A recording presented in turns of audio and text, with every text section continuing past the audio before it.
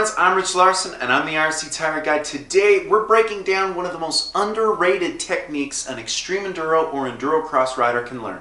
That technique is how to get unstuck. In extreme enduro, every rider, including the winner, will get stuck. It's not necessarily the fastest rider as far as speed who wins Erzberg every year. It's actually the rider who gets stuck the least, and when he does get stuck, he's able to get out and continue forward with efficiency.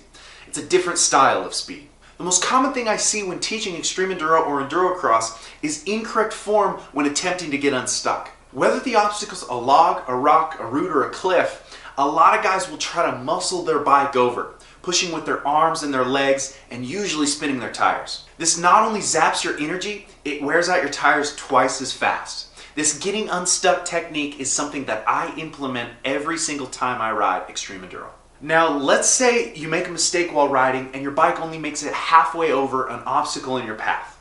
This is a really common scenario. In a competition, the option to turn around and get another run at it would be a big time waster, and sometimes that option just isn't there. A lot of riders will give it way too much gas, spin their tires, and muscle their bike over the obstacle.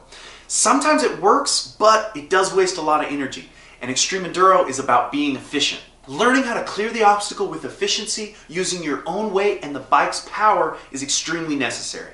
The first step is to pull your bike back as far as possible. Extreme enduro is about momentum, and the difference between you making it over or not can be about inches. Let's say I'm high-centered on a log with my skid plate dragging over the top. What I do is pull my bike back so my front tire is actually on top of the log. This is where I find my momentum.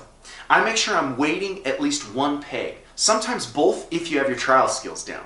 Then I move my body weight back over the rear tire. With my clutch and front brake in, I throttle up, loading my flywheel. Then I release the clutch and explode forward and up with my bike. It's extremely important to focus on weighting your pegs the entire time. Sometimes when you explode forward, you actually unweight and jump off of your bike. You want to keep your weight on those pegs because you want as much traction as possible. This technique's going to feel really awkward at first, so practice on smaller obstacles. Get an understanding for how your bike reacts. You're moving one with your bike. All these movements need to happen at the same time. Remember, this is a game of inches, so if I'm dealing with a larger obstacle, I'll even pull my bike back further so it feels like my front tire is going to fall in front of the obstacle. You need as much momentum as possible to propel yourself over. So if my front tire is in front, I'll actually slip the clutch and hold the front brake. This way my front tire is pushing up against the obstacle. In trials, this is called a stuff, and it's a great way to get that extra propulsion over an obstacle. Again, I'm weighting my pegs, my weight is over the rear tire, and I'm exploding forward and up with the bike. The goal is to make it over the obstacle first try, so you don't have to use this technique. But largely, it's about honing all your extreme enduro techniques to be the most efficient rider you can be. So get out there and practice, and until next time, keep shredding.